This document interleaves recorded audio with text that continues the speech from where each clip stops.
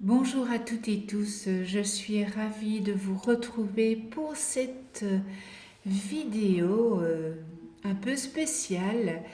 Je vous avais parlé qu'en 2018, je ferais des vidéos sur les anges, puisque maintenant cela fait des années que je travaille avec l'angéologie traditionnelle de Kaya et Christiane Muller de l'UCM du Canada. Alors je vais vous expliquer qu'est-ce qu'un ange. Un ange représente les qualités, les vertus et des pouvoirs divins à l'état pur. Dans la Kabbale, on parle de 72 anges. Lorsqu'on parvient à les retrouver, à réintégrer ces essences, on atteint des états de grande conscience, de bonheur et de béatitude. Il s'agit d'un long parcours, mais nous sommes ici sur Terre uniquement pour cette raison. L'ange est une énergie pure, mais l'être humain qui ne comprend pas bien les énergies angéliques a tendance à en faire mauvais usage. Ainsi, il distorsionne les aspects essentiels du Créateur, ce qui donne des faiblesses et des défauts humains. Reste que chaque être humain possède les essences angéliques à l'intérieur de lui-même, qu'il connaisse ou pas les noms des anges. À chaque essence angélique est attribué un nom hébreu ainsi qu'une vibration. Lorsqu'on prononce le nom sacré d'un ange, tout haut ou tout bas ou à l'intérieur de soi, il provoque un écho vibratoire qui agit directement sur la mémoire cellulaire. On se connecte ainsi à l'immense champ de conscience qu'il représente. Avec le temps, les hauts niveaux de conscience que l'on atteint nous redonnent des ailes. À chaque ange est également attribué un nombre qui se situe dans la hiérarchie céleste. Le travail avec les anges, eh bien, ça consiste à reprogrammer les mémoires inconscientes. Il s'agit d'un travail de purification. Les mémoires inconscientes, les mémoires qui sont teintées de distorsion, sont rectifiées les unes après les autres par la puissance de l'ange et celle de notre intention. Les kabbalistes appellent cette importante réalisation kawana, qui signifie l'intensité de l'intention. Elle se produit chez tous ceux qui découvrent que la spiritualité n'est pas un hobby, mais bien un intense processus de transformation qui nous amène à traverser de multiples initiations, lesquelles sont autant d'étapes sur le chemin de la désintoxication de la conscience. Lors de notre apprentissage sur Terre, au cours de nos diverses incarnations, nous enregistrons toutes nos expériences dans notre âme, exactement comme un ordinateur enregistre des données. Toutes les peurs, toutes les souffrances, toutes les limitations, et bien sur l'ensemble des qualités et des potentiels sont enregistrés dans le subconscient et les différentes couches de l'inconscient. Alors, comment est constituée la conscience? Alors, on a le voile, le subconscient, qui est mémoire personnelle inconsciente, mais proche du plan conscient. l'inconscient personnel, mémoire de tous les éléments de notre vie depuis la vie ultra-utérine, l'inconscient familial, mémoire transmise par notre famille et par notre ancêtre, l'inconscient ethnique, les mémoires accumulées par notre race, tous les éléments qu'elle a vécus, l'inconscient collectif, les mémoires accumulées par l'ensemble de l'humanité, les archétypes, et l'inconscient biologique, mémoire de l'histoire de la vie depuis la première amibe dont une espèce parasite le système intestinal humain. La pratique récitatoire avec les noms des anges a pour effet de faire progressivement disparaître le voile qui sépare le conscient du subconscient et des différentes couches de l'inconscient. Le travail avec les états de conscience angélique fait disparaître ce voile. Autrement dit, on crée un passage entre le plan conscient, le subconscient et les différentes couches de l'inconscient. On rejoint les mémoires distorsionnées et on réactive à l'intérieur de soi les états de conscience angélique. Ce travail vise à purifier notre âme et en acquérir une conscience totale, afin que nous puissions retrouver la connaissance qui est inscrite. Comment peut-on pratiquer, travailler avec les anges? Eh bien, on peut faire de manière la récitation ou la pratique récitatoire angélique. Vous pouvez vous trouver debout, assis ou couché. Vous respirez en répétant continuellement le nom de l'ange le plus longtemps possible. Donc vous pouvez faire cela 20 minutes le matin, 20 minutes le soir. Vous pouvez le faire en mantra aussi. Vous pouvez le faire dans votre voiture. Ça m'arrive souvent quand j'ai une longue route à faire. Voilà, on est dans l'ange Nehemia. Eh bien, si j'ai 1 heure de route, cela m'arrive fréquemment voilà, je pense à l'ange Nehemia et je n'arrête pas de dire Nehemia, Nehemia, Nehemia, Nehemia, Nehemia, Nehemia, Nehemia, Nehemia. Voilà, ça peut être ça pendant 1 heure de route. Ça permet de nettoyer les distorsions avec cet ange. Alors nous avons 3 anges protecteurs lors de notre naissance. Au sens littéral, le mot Kabbale signifie recevoir. Il s'agit d'une sagesse très ancienne qui nous révèle le fonctionnement de la vie et de l'univers et qui nous donne vraiment les clés exactes à savoir comment recevoir les outils, recevoir la connaissance, recevoir ce qu'on est venu chercher ici dans cette vie, cette force de stabilité. Ce qu'on voudrait, c'est une force aussi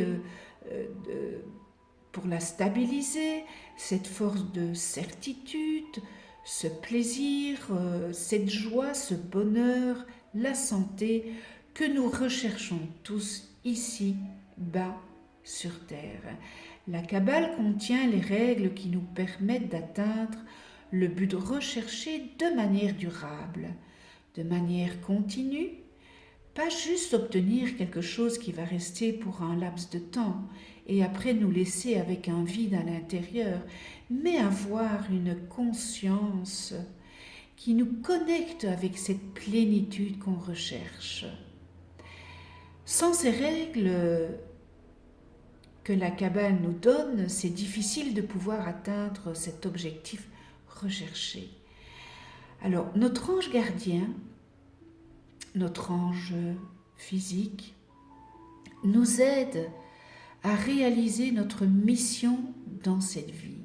Il nous aide dans tout ce qui est matériel et pratique, la santé, finances, profession, et agit sur notre corps et notre destinée physique.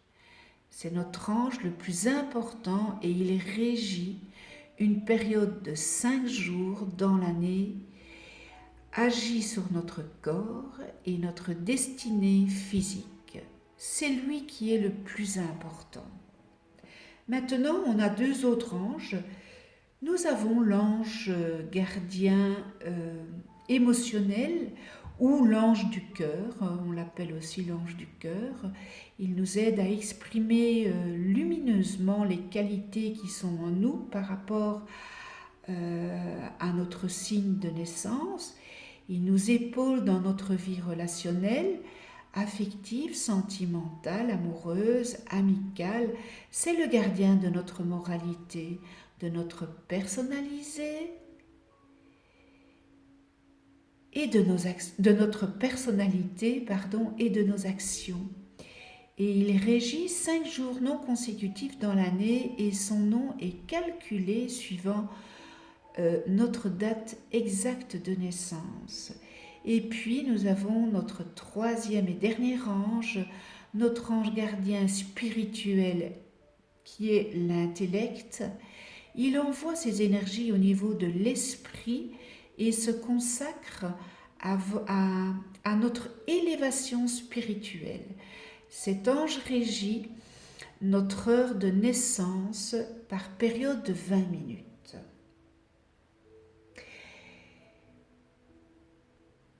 Alors,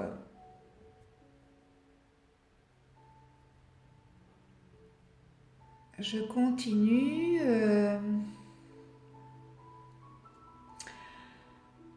Je fais cette vidéo parce que nous commençons avec Nehemia qui a la vibration numéro 57 et il régit du 1er au 5 janvier. Donc si vous êtes né le 1er jusqu'au 5 janvier, c'est votre ange gardien. C'est l'ange tacticien qui dispense lucidité et efficacité dans l'action. Il favorise l'accession à la réussite, facilite la compréhension de l'esprit humain comme des mécanismes physiques.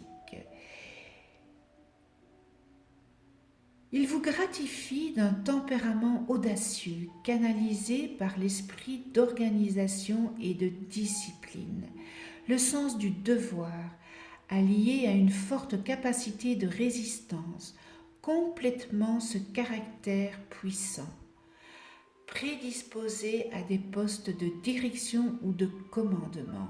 Il est doté d'un jugement sûr, vous cernez une situation en un clin d'œil. Vous vous adaptez sur le champ, sachant trouver des solutions innovantes et tirer le meilleur parti des circonstances. Stratège dans l'âme, vous atteignez toujours vos objectifs. Vous êtes particulièrement efficace dans votre vie professionnelle où vos manœuvres subtiles font merveille. Vous pouvez réussir dans le domaine commercial, signer un contrat avantageux ou accroître nettement vos ressources. Vous savez aussi être très performant dans un cadre militaire. Les rouages de l'esprit humain vous sont aussi familiers que certains mécanismes physiques complexes. C'est pourquoi votre habileté et votre inventivité trouvent également à s'employer dans les sciences appliquées et pour toute technique poussée. Quand évoquer l'ange Nehemia et que lui demander? Il vous permet de faire face à une situation délicate avec intelligence et lucidité. Si vous vous sentez faiblir sur des responsabilités trop lourdes, eh bien, invoquez Nehemia pour vous aider à accomplir votre devoir dans les meilleures conditions. Il fortifie votre âme, vous accorde le courage et l'endurance nécessaires pour vous surpasser. Cet ange vous soutient aussi si vous convoitez un poste de pouvoir. Nehemia vous aide à concevoir une tactique imparable que vous désirez atteindre, un objectif d'ordre militaire, politique, commercial ou même affectif. Invoquer cet ange vous permet de garder la tête froide et le sens du discernement. Vos actions sont efficaces, élaborées rapidement, mais sans précipitation. Nehemia vous procure la logique et l'organisation nécessaires pour faire prospérer vos projets. Il vous souffle de surcroît des idées astucieuses et novatrices. Alors, les qualités et les distorsions avec cet ange Nehemia. Alors, je vais vous citer les qualités et les distorsions et vous pouvez vous retrouver dans ces qualités et dans ces distorsions. Et si vous vous retrouvez dans ces distorsions, eh bien c'est à ce moment-là que vous devez travailler pendant les 5 jours ici avec cet ange en la méthode récitatoire pour transcender les distorsions que vous allez peut-être vous reconnaître. Les qualités de cet ange, c'est le discernement, la capacité de comprendre par la simple observation, mental privilégié, pouvoir d'anticipation, prévoyance, dévoile la cause des problèmes, génie en stratégie, force de décision, procure le sens de l'action, dévouement aux grandes causes par ses idées, renonce aux privilèges matériels pour se vouer à sa mission, grandeur d'âme, noblesse d'esprit, non-attachement, sentiment de liberté, libère les prisonniers, faculté de comprendre son plan de vie et celui des autres.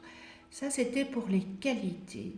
Et maintenant, en distorsion, vous avez peut-être des distorsions dans ce que je vais vous lire. Manque de discernement, de compréhension profonde et de vision globale. Tendance à se perdre dans les détails. Mentalité sombre et sans principe. Vie embrouillée et obscure. Problèmes relationnels, désaccords, discorde. Difficulté de communication, ne s'ouvre pas facilement à l'autre. Manque de liberté d'expression et de liberté en général. Trahison, lâcheté, indécis, irrésolu, naïveté, tendance à croire n'importe qui et n'importe quoi. Reste endormi dans la routine, ne s'engage pas, ne s'implique pas dans l'action, prisonnier dans la psyché, fuit l'expérimentation et le concret, et maladie et fatigue chronique. Il se peut que vous vous reconnaissiez dans simplement une distorsion, ou deux ou trois. Alors je vous conseille vivement de faire la pratique récitatoire avec Nemamia pour nettoyer ces distorsions les 5 jours ici du 1er au 5 janvier. Je termine avec les principes des lois divines. Il y a les lois terrestres, la loi, nous avons un tribunal, nous avons des juges, mais il existe aussi les lois divines. Et je vais vous dire les lois divines. Dieu est un ordinateur vivant. La justice divine est absolue. La loi de la réincarnation, la loi de la résonance, le mal est éducationnel, le mal n'est pas dramatique, la matière est temporelle et éducationnelle, tout est symbole, l'esprit est éternel, tout est état de conscience, le rêve est une réalité, l'illusion est éducationnelle, la loi des multiniveaux et la loi de la synchronicité. Voilà, cette vidéo est terminée. Merci de venir sur ma chaîne YouTube. Je vous souhaite encore une bonne année et une bonne santé. Belle journée à vous. Prenez soin de vous et de ceux que vous aimez.